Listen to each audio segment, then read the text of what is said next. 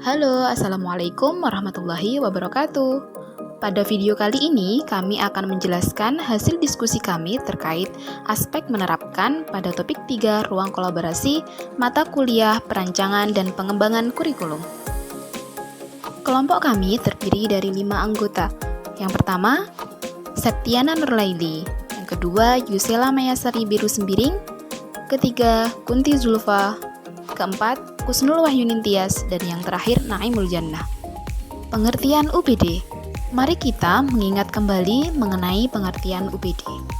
Understanding by Design atau UPD merupakan cara pandang dalam merencanakan dan melaksanakan proses belajar mengajar dengan menggunakan teknik backward design atau desain mundur yang terdiri dari 3 kegiatan utama, yaitu yang pertama, menentukan atau mengidentifikasi hasil yang diinginkan.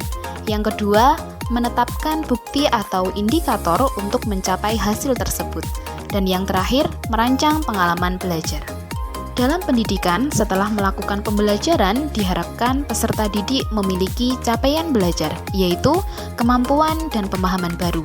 Pada desain UPD dikembangkan pandangan beragam tentang pemahaman meningkatkan melalui 6 sisi, yaitu kemampuan menjelaskan, kemampuan menafsirkan, kemampuan menerapkan, kemampuan perspektif, kemampuan berempati, dan yang terakhir pengetahuan diri. Menerapkan.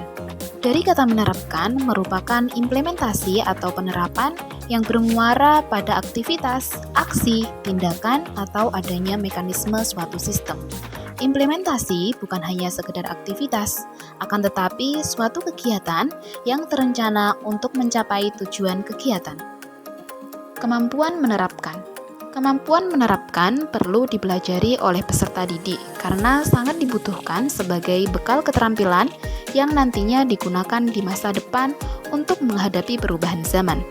Oleh karena itu, guru perlu menyusun kegiatan pembelajaran yang dipadukan antara teori dengan praktek agar dapat merangsang nalar peserta didik. Adapun cara yang dapat dilakukan yaitu seperti memberikan tugas kinerja atau performance tasks.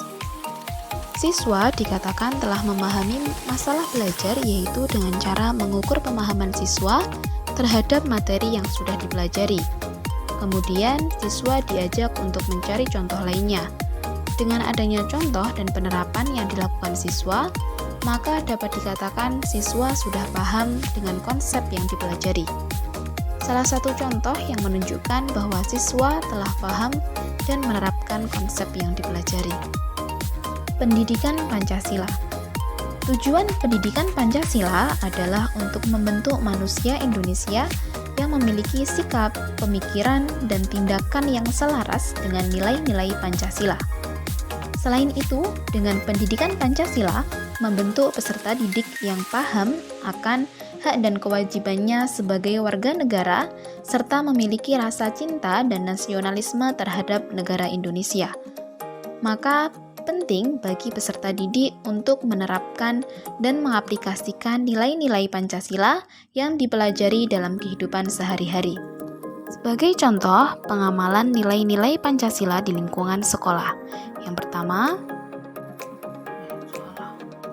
sebagai contoh dalam pengamalan Pancasila di lingkungan sekolah SDN Landung 1 Madiun. Sila ke-1, Ketuhanan Yang Maha Esa. Contoh penerapan, berdoa sebelum belajar dan melakukan sholat duha berjamaah. Sila kedua, kemanusiaan yang adil dan beradab. Contoh penerapan, bersikap sopan, santun, ramah, dan bersikap adil sesama teman. Sila ketiga, persatuan Indonesia. Contoh penerapan, menjaga kerukunan antar siswa di sekolah dan seluruh warga sekolah berpartisipasi dalam gotong royong. Sila keempat, kerakyatan yang dipimpin oleh hikmat kebijaksanaan dalam permusyawaratan perwakilan. Contoh penerapan, melibatkan siswa dalam diskusi kelompok, berani berpendapat, dan menghargai pendapat orang lain. Sila kelima, keadilan sosial bagi seluruh rakyat Indonesia. Contoh penerapan, menghargai hasil karya teman dan memberikan bantuan jika ada teman yang kesusahan. Sekian dan terima kasih telah menonton video ini. Ada kurang lebihnya, mohon maaf. Wassalamualaikum warahmatullahi wabarakatuh.